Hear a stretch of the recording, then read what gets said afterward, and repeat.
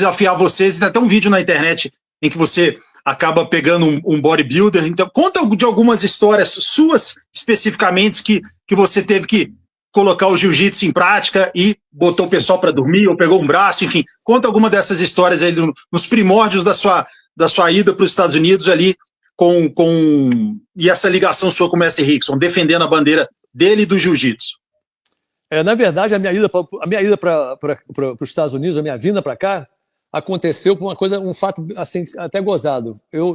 Quando o Rickson veio para os Estados Unidos, eu estava treinando lá na Academia Gracie, eu perdi o meu brother, né, que estava lá comigo todo dia. O Royler, adoro o Royler. O Royler também era um casca grossa do caramba, mas o Royler era bem mais novo que eu na época, né? Assim de idade, né? E o que aconteceu foi que nessa época, quando o Rickson veio, eu fui dar aula na Corpo 4. Aí eu dando aula na Corpo 4, eu fui lá perguntar pro professor Hélio, né? Falei, professor, o Álvaro Barreto tá me chamando para dar aula na Corpo 4, posso dar aula lá? Aí o Hélio olhou para mim, Pedrinho, se tu quiser dar aula de jiu-jitsu, vai dar aula lá no Reilson, lá na Gávea. E diz para ele, não vou nem falar isso aqui, porque isso aí vai, em resumo, vai lá, não sei o que, vai dar aula pro Reilson, coisa e tal. Aí, em resumo, eu fui no Reilson, gente muito boa, eu vi lá o programa dele todo, voltei na Corpo 4 e comecei a dar aula na Corpo 4. Porque o Álvaro Barreto me ofereceu um salário que era enorme, era muito alto na época. Em resumo, aí eu comecei a dar aula lá, o professor, ele, quando viu que eu estava dando aula lá, por um ano que eu dei aula, a Corpo 4 ganhou o campeonato estadual lá em Niterói. Assim, tirou o primeiro lugar. E o Hélio, falando com o Rick, falou, pô, o Pedrinho tá aqui, mostrando posição aqui para outras pessoas aqui, outra academia. E o Rick falou, pô, tem que trazer o Pedrinho para cá, pô, o Pedrinho conhece, o Pedrinho é magrinho, coisa e tal, você sabe que ele não quer ver, mas ele trabalha na Bolsa de Valores, ficou aquela história. O Rickson me ligou. Quando ele me ligou, eu já não estava mais na Bolsa, eu já estava só dando aula.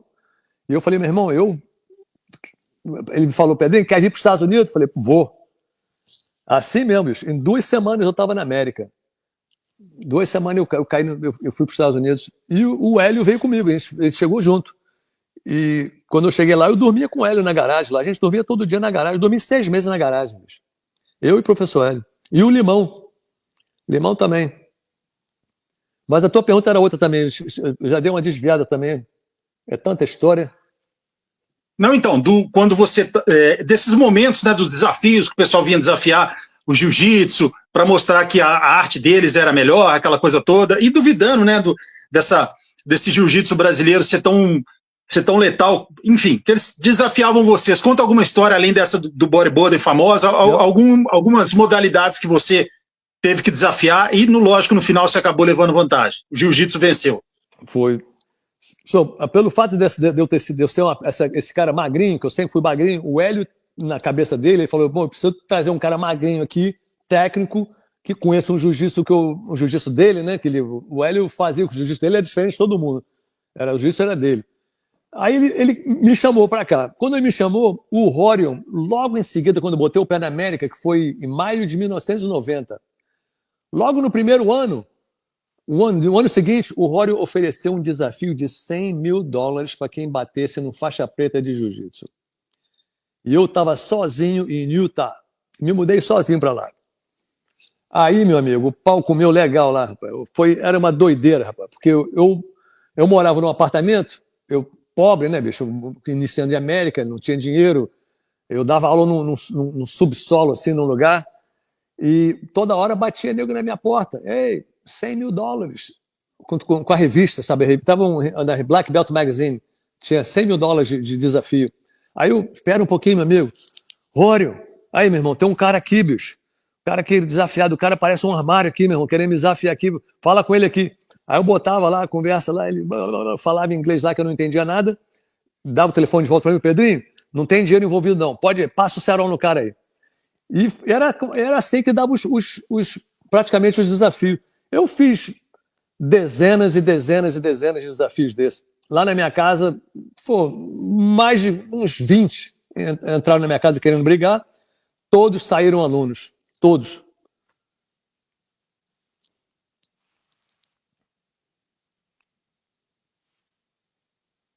E o mais bacana é isso, né, mestre? Que no final a pessoa acaba virando seu aluno, seu amigo, né?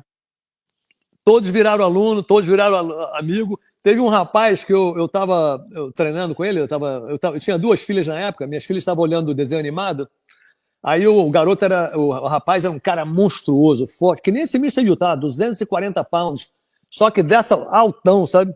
O bicho era um monstro, e era a faixa preta de Wing Chun. Aí o Rory me falou, ó, cuidado com esse soco que vem aqui no meio, Pedrinho.